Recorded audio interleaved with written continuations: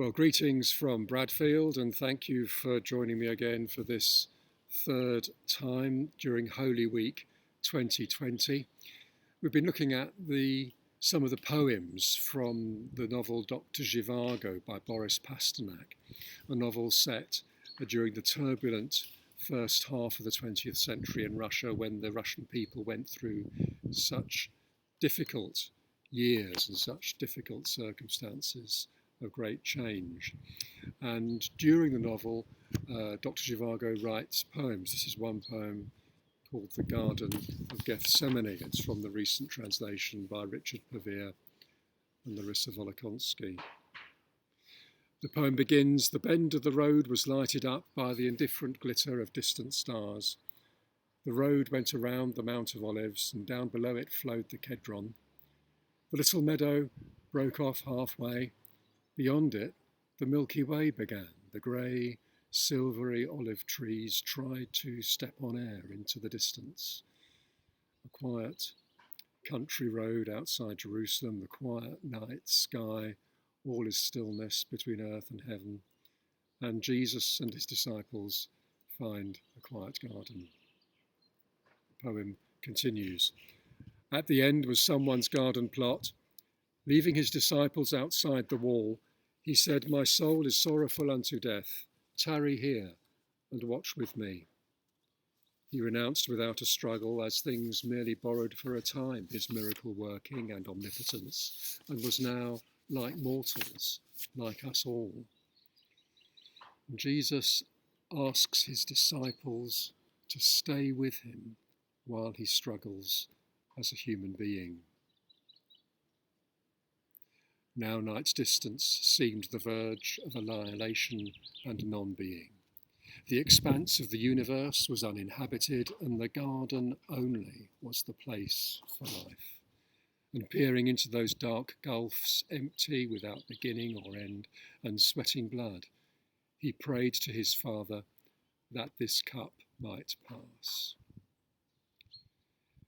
In that garden, the night sky, which had seemed quiet and even reassuring, now to Jesus seems empty, and he prays for escape and he hopes for release. The poem continues. "Having eased his mortal anguish with prayer, he went back out. There on the ground his disciples, overcome with sleep, lay about among the roadside weeds. He woke them. 'The Lord has granted you to live in my days, but you lie sprawling. The hour of the Son of Man has struck. He will give himself into the hands of sinners.' Jesus comes back to his disciples. He finds them not keeping him company, but ignoring him and sleeping. And the poem continues. He had barely said it when, who knows from where, a crowd of slaves and vagabonds appeared, torches, swords, and at their head Judas, with a treacherous kiss upon his lips." The poem recalls the moment when Judas comes with the crowd and betrays Jesus, and then the disciples, Peter particularly, want to defend Jesus. Peter rushed the cutthroats with his sword and lopped off the ear of one. He hears, "Disputes can never be resolved with iron. Put your sword back in its place, man.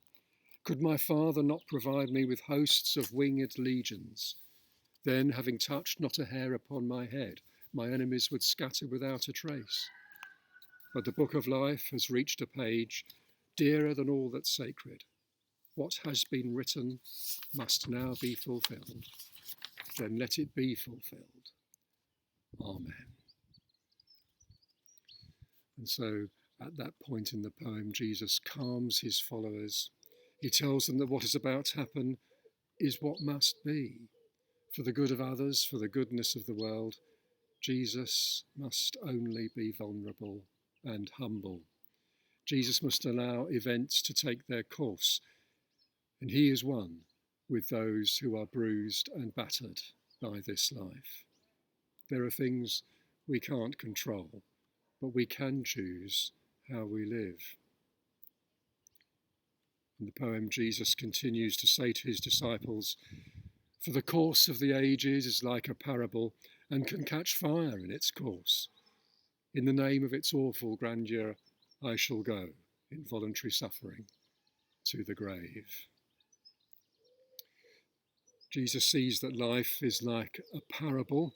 We would normally think of parables are written to be like life, but the insight of the poem is that life is like a parable. What goes on around us has meaning, and we get caught up in that meaning. We get caught up sometimes in disaster, and all we can do is accept the circumstances, but choose to live well and to the best of our ability in those circumstances. There's the famous prayer by Reinhold Niebuhr: "God, grant me the serenity to accept the things I cannot change, courage to change the things I can, and the wisdom to know the difference." A poem that was written or a prayer, I should say rather, that was written about the same time as this poem, towards the end of the first half of the 20th century, written in Germany during the Second World War, in the midst of uncontrollable events. In those circumstances, there are things we can choose, but there are also things that we simply have to accept. Back in Dr. Zhivago's poem in the Garden of Gethsemane, he sees Jesus accepting circumstances over which he has no control, over which he chooses to have no control, and he moves forward with dignity and grace. The poem moves to its conclusion. "For the course of ages is like a parable and can catch fire in its course. In the name of its awful grandeur I shall go in voluntary suffering to the grave. I shall go to the grave, and on the third day rise, and just as rafts float down a river to me for judgment, like a caravan of barges, the centuries will come, floating from the darkness." And just as the poem ends, there's that sense that Jesus has hope in resurrection, that he sees that for many centuries into the future, the reality of his death and life will be a source of wisdom and understanding and judgment and hope for all people. The poem concludes, "I shall go to the grave, and on the third day rise, and just as rafts float down a river, to me for judgment, like a caravan of barges, the centuries will come floating from the darkness."